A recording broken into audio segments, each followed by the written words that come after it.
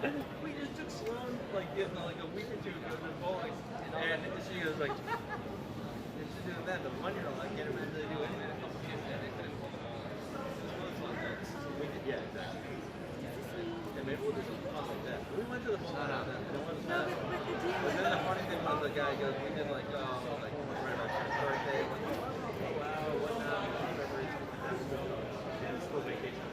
And the guy's like, I'm like reserve the day, you know, so that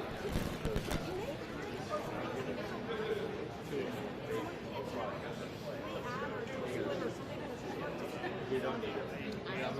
I provide the box. I have to.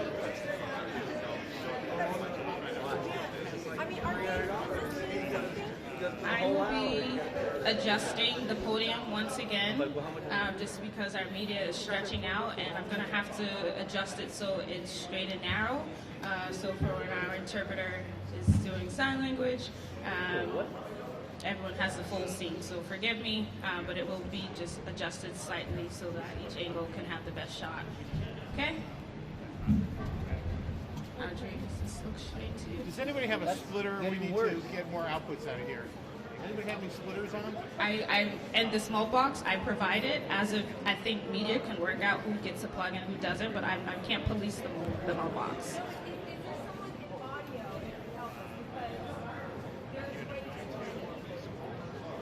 I'll tell you what, she needs a splitter. Who else needs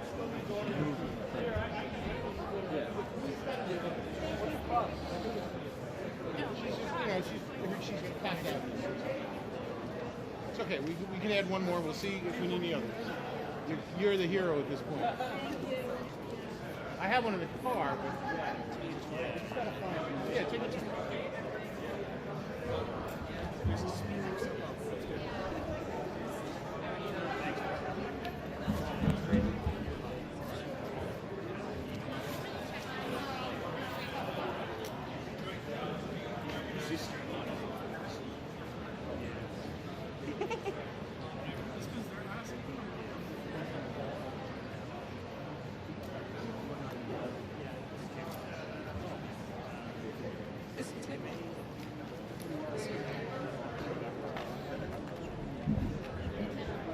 Can you go a little bit this way? Just a little bit? Yeah, we had you guys lit.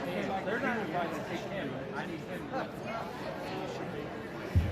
This is where it's going to stay, because I'm going to keep like moving. it. This is we were all here for a I understand that, but the center is right here. That's why they're asking for ball block.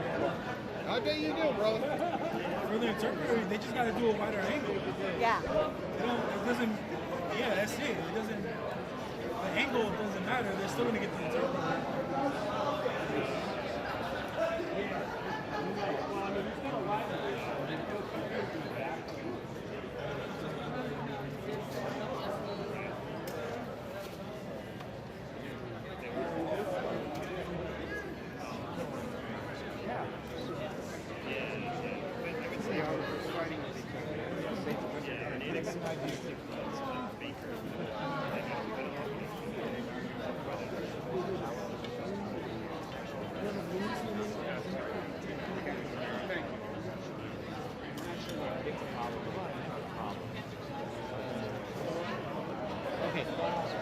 Anybody have an 1/8" mini to mini cable on it?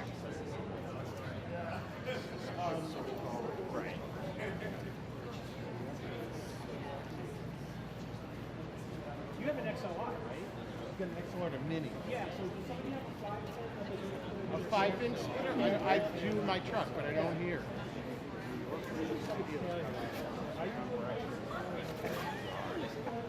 Have you seen like the guy who gets kids and comes on because the national feed is You're not watching the news. 5-pin splitter? It's been going on for like 3 days. There's line out of the speaker too. You're actually watching it. There's line out of the speaker. Right. You can plug into the speaker. It's a 1/4 inch. But I have an adapter. I got an adapter. Yeah, I heard about that. We just really helped out if they all know that when it has time to start, they can't walk in at the Yeah. I'm hoping that. Yeah, guys, are you aware that we have to try our best not to break the line of sight for our interpreters? We're not moving. Perfect. I'd imagine you wouldn't for these kinds of things, but just want to make sure.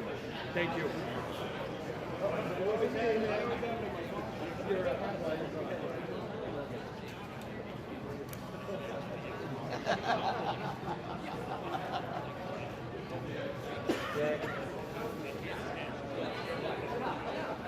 Clark, it's not in yet there because he's signing it, right?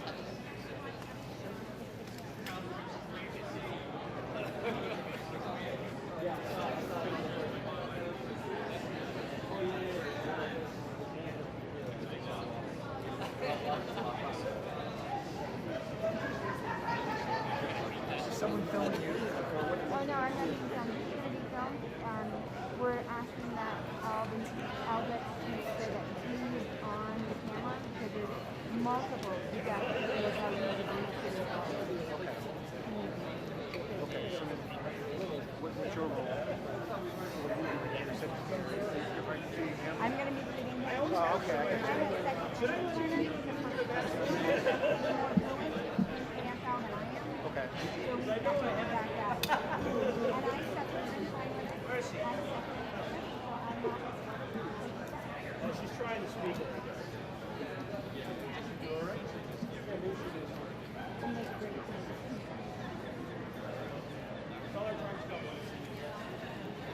Janet!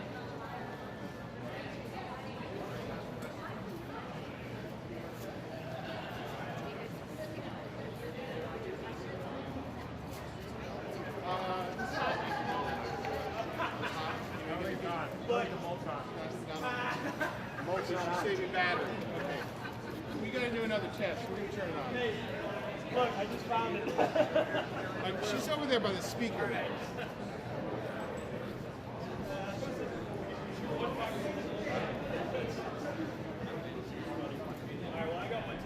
Okay, but where's the power on this? So I can just feed it to somebody. You know what? I'm just gonna plug it in so somebody else can. Sorry, this latecomer reporter. Okay. Good morning. Mic Okay. check 1 2. Are you getting the feed now? Good morning, Boston City Hall Plaza. Mic check 1 2. Does it sound good? Turn it up a little bit. Okay. We're 2 minutes out.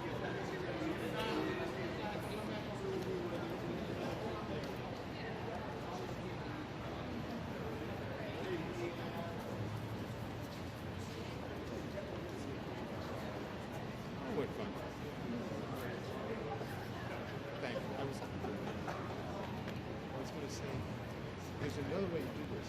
You show up early. Yeah, you show up early. Test 1 2. Test 1 2. Okay. No, you're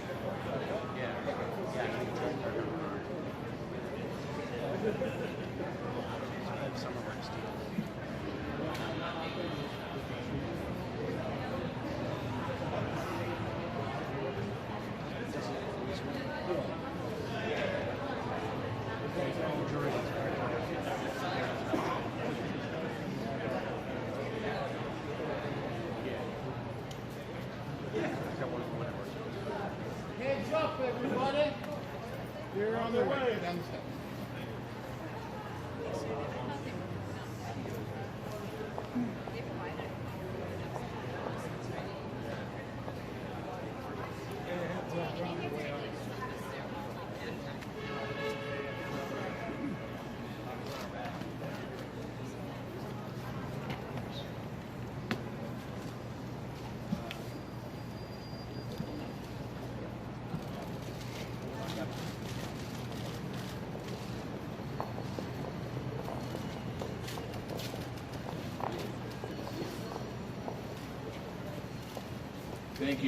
Thank you everyone for being here this morning. I want to thank a lot of different people, which I'll go through in a second. Well, first and foremost, I want to thank the governor who's with us today, the Lieutenant Governor, Tom Grilk, the CEO of the Boston Athletic Association, Marianne Harrison, the CEO from John Hancock, Chairman Aaron Mikowitz from State House, mayors and town managers that are joining with us today, from the marathon route, as well as public safety officials, public health officials, tourism officials, and all the folks that have been working on this issue. I am going to talk, we're going to deal with just the marathon today, and just for the press's edification, on Sunday, I will be talking at some point during the day about Boston Public Schools. There will be school Monday, and there'll be school next week, but what we're going to be talking about is laying out a plan for if we have to close the schools, and also how we're going to be dealing with our schools moving forward in next week and beyond, and I'll get more into that next week on Sunday. I do not have any answers for you today. We're here today to announce that the 2020 Boston Marathon will be postponed until Monday, September 14th of this year. Our expectation, and it's an expectation and a hope right now, is that this date will get us to a safer place in relation to the spread of the coronavirus. It's a date that the BAA can make work for their runners, and there's been a lot of conversations around what date could work, and the governor's going to talk a little more about this later. With the help, our priority right now is making sure the health and safety of the runners, of the fans, of the medical personnel, first responders, residents of the Commonwealth of Massachusetts, visitors from across the country, visitors from across the world. We want to make sure that we keep people safe. We also are concerned, especially about our elderly and most vulnerable people who might not go anywhere near the marathon, but most at risk for any spread of the coronavirus. That's what all of this is about: protecting vulnerable neighbors and population and preserving the capacity of our healthcare system in the Commonwealth of Massachusetts. Postponing the marathon is, a lot of you have been asking questions for the last couple of weeks, is certainly a very big undertaking. And I'd like to thank all of the leadership in the towns of Hopkinton, Ashland, Framingham, Natick, Wellesley, Newton, and Brookline for us collectively working together, all of our public health and safety, and talking about this situation in this challenging circumstance. We worked very closely together to create a workable plan. It's a plan that takes into consideration the impacts of how we can mitigate them. The marathon plays also a major role for local charities and our local economy, and we're going to hear a little bit about that in a little bit. Our plan is to make the weekend of September 14th a cornerstone in a campaign to help businesses, local businesses, recover from this entire episode. One thing that I want to be clear about, I want to discourage anyone from trying to run the course on April 20th. I know that runners had their training plan set for that date, but the roads will not be closed for crowds. First responders will not have the ability to be working on those routes because they're going to be tied up with what's happening right now with the coronavirus, and then also doing their regular order of business. You have a chance to run in a historic once-in-a-lifetime race in September, and I hope that all the runners and people will embrace it. I want to close by saying the marathon is Boston and is all of us standing here today in Massachusetts. It connects us, it reflects us, it brings out our community spirit and our resiliency. We've shown before that no matter what the challenges to our marathon and to our city, we are Boston strong. And that's what we will be again this year. In the face of this crisis and Marathon Monday, we are going to continue to lead in the country. Now I'd like to turn the microphone over to Tom Grilk about the BAA's planning. Thank you, Mr. Mayor.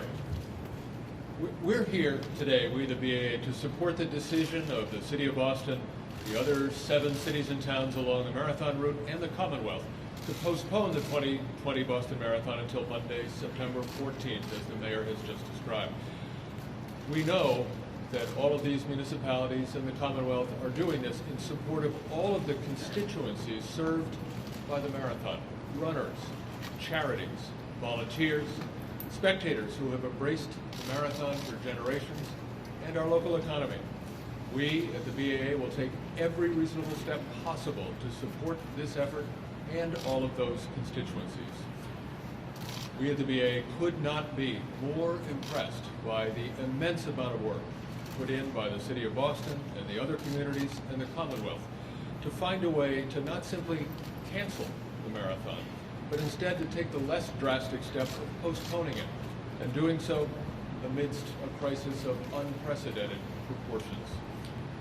We all know the massive degree of challenge confronted by the Mayor, the Governor, and the cities and towns represented here in addressing a crisis that no one could see coming. The issues and challenges are endless and urgent.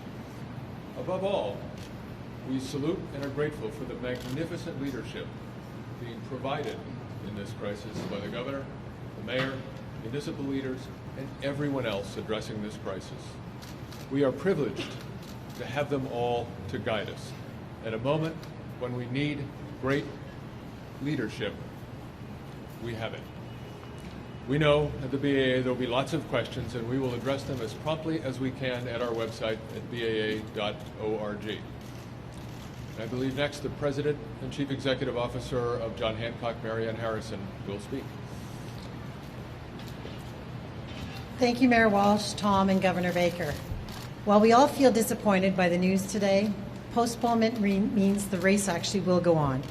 The John Hancock sponsorship of the Boston Marathon is more than our name on the banners. It represents our goal to help foster a healthier, more equitable community. We do that by helping to support our nonprofit partners and their important work, including raising money to help vulnerable populations that need our support now more than ever. To our nonprofit partners, and especially the hospitals, please know we're thinking of you. Our community relies on you, and we continue to stand by you. To our nonprofit runners, the marathon date is changing, but your ability to make an impact isn't. Please keep raising funds. We also appreciate how this news affects the John Hancock Elite Athlete Team and other elite athletes who are planning on running this April. We value our relationships with the world's best runners and hope to welcome them back to Boston this fall and the years to come. We look forward to seeing all of you at the finish line in the fall. Now over to Governor Baker. Good morning. Just want to say first of all to Mayor Walsh and to the folks who were here from the local communities along the route, and to the BAA and to John Hancock, how much we appreciate their work to come up with a way to preserve what is in many respects one of the crown jewels of athleticism and community here in the Commonwealth and in the city of Boston. Obviously, postponing the marathon is an incredibly difficult thing to do. It's one of the most iconic and patriotic events for our Commonwealth, and it will not be the same if it doesn't happen right around the time, as we all recall, that the American Revolution began many years ago. Marathon Monday brings some of the greatest athletes here to compete in one of the world's greatest races. Thousands of our friends and family do what they never thought they could do by crossing that finish line. The metaphor here writes itself. Today we're on the first leg of a marathon of our own as we battle this very serious disease. I want to thank everyone for their participation and patience as we learn to adapt to this circumstance. So while it may be hard to believe that I'll be filing a bill soon to make September 14th this year's Marathon Monday, I think it's important to point out that in conversations with both the House and Senate leadership, there was almost an immediate desire to make sure that we preserved this very special day here in the Commonwealth. And I want to thank Chairman Michaelwitz for being here as well. I know this is a change, and that in some respects it won't look right on the calendar, but it's certainly the right thing to do. And as we have seen before, this particular Boston Marathon does define resilience, and I think everybody, once we get there, will feel the same way they always feel on Marathon Day. I certainly think it will also give us a great opportunity to once again cheer everyone as they cross that finish line and compete in the race. I think most people know that we'll be providing a separate briefing and update with respect to COVID-19 later today. Again, I want to thank the mayor, the leaders in the local communities, the sponsors, and the BAA for working so hard to ensure that we preserve such an important event here in our city and in our Commonwealth. Thank you. We'll take a couple questions here. If you just could let me know who you want the question directed to, and then any other information that you need as the day goes on. If we have to cut it short, we will get information to you all day long. You can contact the governor's press office, our press office, the BAA, John Hancock, any of the local officials behind us. We're all willing to help. Any questions? Was there ever any thought to just not having spectators out there and just having the runners, or was it too much because everybody's in the same place while they're running, and the chance of transmission of COVID-19 made it too risky to have it at this time? I mean, the question is, was there ever any thought of not having spectators out there? That's impossible. The Boston Marathon is for everyone, and I don't think that was first of all never discussed. There was different discussions around, do we have just elite runners, do we have limit the number of runners, all of that stuff. And again, that's not the Boston Marathon. We're an inclusive marathon that obviously with all the cities and towns here, the state, the city, we're all together. We want to make sure it remains inclusive. So that's not, wasn't even discussion. How much do you think will it cost to postpone the race? I don't have the cost of postponing, but I tell you the cost of canceling is about $211 million for regional economies. It's about nearly $40 million for charities. And those are the impacts that we know of. So by canceling it, we would have lost all of that revenue. Is there anything that nobody should run anyway on that day? On the 20th. Yeah, some people are talking about running the marathon on the 20th. We're asking you not to do that. You know, we're in it by April 20th. We might be in a very different place with the coronavirus. That is taking. We want people to be safe and smart about it. You know, there won't be barriers, there won't be barricades, there won't be public safety officials out there. We can't monitor that situation. We can't monitor the route. If a large group of runners decide to do that, you're taking resources away, potentially very important resources away for something else. Can you explain the decision to have it that particular weekend? I've seen concerns that it might be too warm. I've also seen concerns that that's a time of year when the virus might be. Well, we'll have to deal with the virus at that point. I think we'll make a decision at some point down the road. But there's a lot of confusion here. On the weekend before is Labor Day weekend. It's student moving weekend. So all of our cities and towns have student move. Hopefully they're moving back to school. The weekend before that is August, and it's a very hot time of year to be running. The weekend in the long weekend in October is generally college family weekend. So it's complicated to fall on a date. It's also availability of space in the Heinz Auditorium, having a large venue to be able to sign runners up and things like that. So a lot of thought and process went into this. This date jumped around like a pinball for probably a long time, and with the help of the governor and we're talking to the legislative leaders, we decided this date could work for all of us. We also have construction schedules. Different cities and towns have construction schedules on their roads. So, you know, when we think about these canceling of events or anything like that, there's a lot of other things that go into it. It's very complicated, so there's a lot of moving factors. So that's some of the things we can give you more later why. For the holiday in September, will that be Marathon Day or will it be any extra significance to that? No, it's going to be Marathon Day. It's going to be Marathon Day. Will schools be closed? It's going to be a holiday. Just like April 20th would have been this year. Yeah, it's going to be a holiday. Statewide or just in Boston? Just like April 20th would have been this year. Question for Governor Baker. Just the fact that this has never happened in the history of the marathon before. I mean, what does this say about the level of concern for coronavirus more than a month out at this point? And was this decision validated at all by what the NBA decided to do along with the NHL? Let me start with the NBA. I mean, the thing to remember about the NBA is once one player tests positive, you have to quarantine that team. And probably the teams they played right before that particular player tested positive. If you quarantine 3 teams for 14 days, let's face it, your season with respect to wins and losses and everything else gets very complicated. And I think in many respects the NBA made the right decision there. With respect to the significance of the issue we're dealing with relative to the virus, remember, we have said for quite a while now that personal distancing is an important part of how we manage the contagious elements associated with COVID-19.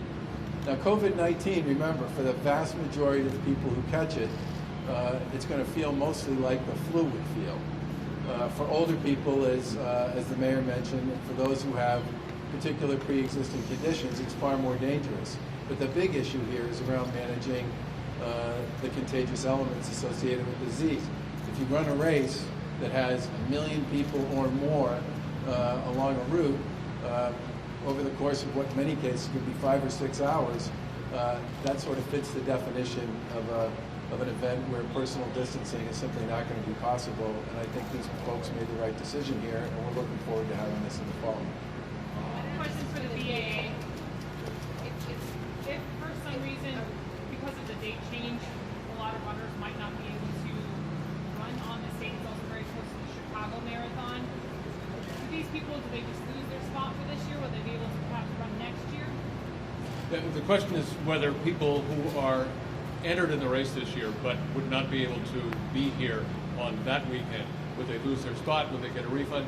Those are matters that we will address very promptly and get back to everybody this coming week with all that's been going on. First, to prepare for the marathon and all the associated events, and then to be working very hard on mitigation factors that could be brought to bear if they went forward, and then working now with all of these leaders here on a postponement with, as the mayor said, dates moving around frequently. There simply hasn't been time to give proper thought in a way that's respectful to all of those runners, but we will do so very promptly. We will have word to them during the next week. Is there anyone here from any of the other communities along the route to come forward and just tell us how this change is going to affect your community? Hi, I'm Ruth Ann Fuller, Mayor, City of Newton, and for the City of Newton, moving April 20, 2020 is a bit of a heartbreak, but we're looking forward to having the runners back on Heartbreak Hill on September 14th. And for us, we do a lot of work. Our first responders, DPW, we work closely with NEMLAC and the feds and MEMA on this. Thankfully, those preparations will put us in good stead for September 14th. And certainly we do worry about the economic consequences for some of our folks along the route, and we'll be reaching out to them, and hopefully the economic consequences are just being pushed to September rather than being permanent consequences. One last question, everyone. Hold on. We're going to have Hopkins. Yeah, as representative from Hopkinton, the start of the most prestigious marathon in the world, we're really excited. You know, it's not being canceled, and it's just another example of the cooperation and collaboration that Hopkinton, the 26.2 Foundation, Tom Grilk, and the BAA have had for years. And again, we're able to have this marathon and just postpone it. We're looking forward to it. We're going to work together. That's what we do. We take care of each other, especially in a crisis, and we're going to make this happen. Last question. Thank you. Thank you, everybody.